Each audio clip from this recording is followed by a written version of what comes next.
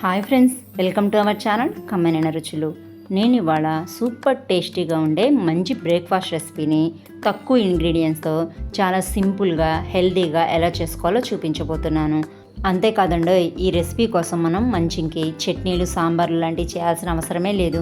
ఎందుకంటే ఈ రెసిపీ వాటన్నిటితో కన్నా ఎంచక్క ఆవకాయతో తింటే సూపర్గా ఉంటుంది. ఈ పాటికే మీలో చాలామందికి అర్థమైపోతుంది ఈ రెసిపీ ఏంటో. అదేనండి, మన విజయవాడ వాళ్ళు వందల సంవత్సరాలుగా చేస్తున్న సాంప్రదాయమైన వంటకం ఉప్పుడు పిండి. దీని తయారీకైతే జస్ట్ 10 నిమిషాలు సరిపోతుంది.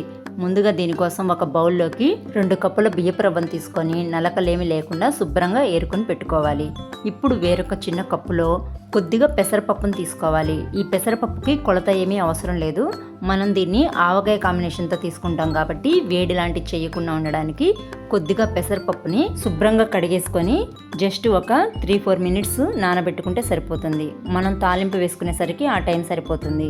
ఇప్పుడు ఏదైనా ఒక ప్రెషర్ కుక్కర్లో కానీ అడుగు మందంగా ఉండే గిన్నెలో కానీ 3 టేబుల్ స్పూన్స్ వరకు ఆయిల్ హీట్ చేసుకున్నాక 1 టేబుల్ స్పూన్ పచ్చిశనగపప్పు, 1 టేబుల్ స్పూన్ పోపు దినుసుల్ని వేసుకొని ఒక ఎండుమిర్చి కూడా యాడ్ చేసేసుకొని దీన్ని కొద్దిసేపు ఫ్రై చేసుకోవాలి. నార్మల్గా అయితే ఈ రెసిపీలో పల్లీలు కానీ జీడిపప్పు కానీ వేసుకోరు. మీకు ఇష్టంగా ఉంటే కనుక కొద్దిగా వేసుకోవచ్చు.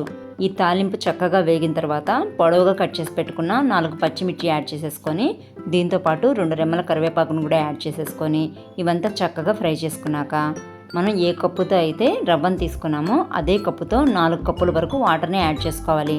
అంటే కరెక్ట్గా 1 కప్పు రవ్వకి 2 కప్పుల వాటర్ అనమాట. నేను 2 కప్పులు రవ్వ తీసుకున్నాను కాబట్టి 4 కప్పులు వాటర్ని యాడ్ చేసుకుంటున్నాను.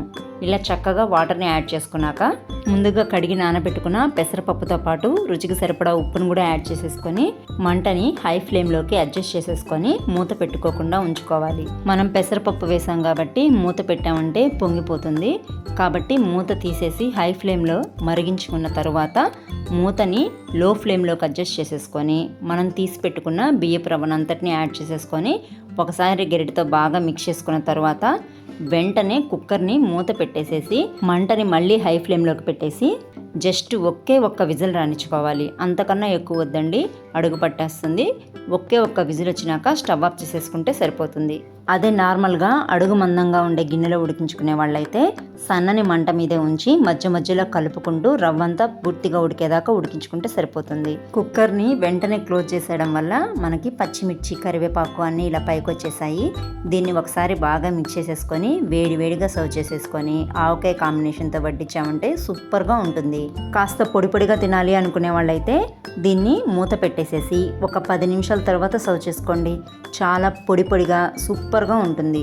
ఎక్కువ టైం పట్టే కర్రీలు చేసుకునేటప్పుడు, లంచ్ బాక్స్కి ఏదైనా కష్టమైన రైస్ రెసిపీ ప్రిపేర్ చేసేటప్పుడు, లేదంటే హెల్త్ అప్సెట్గా ఉన్నా ఇలాంటి ఈజీ అండ్ హెల్తీ బ్రేక్ఫాస్ట్లు బాగా యూజ్ అవుతాయి.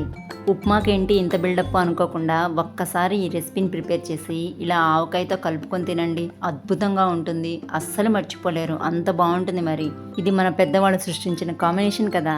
ఇంతకీ ఈ వీడియో నచ్చిందా? అయితే లైక్ చేయండి, షేర్ చేయండి. ఇలాంటి మరిన్ని రెసిపీస్ కోసం ఛానల్ని సబ్స్క్రైబ్ చేసుకోండి.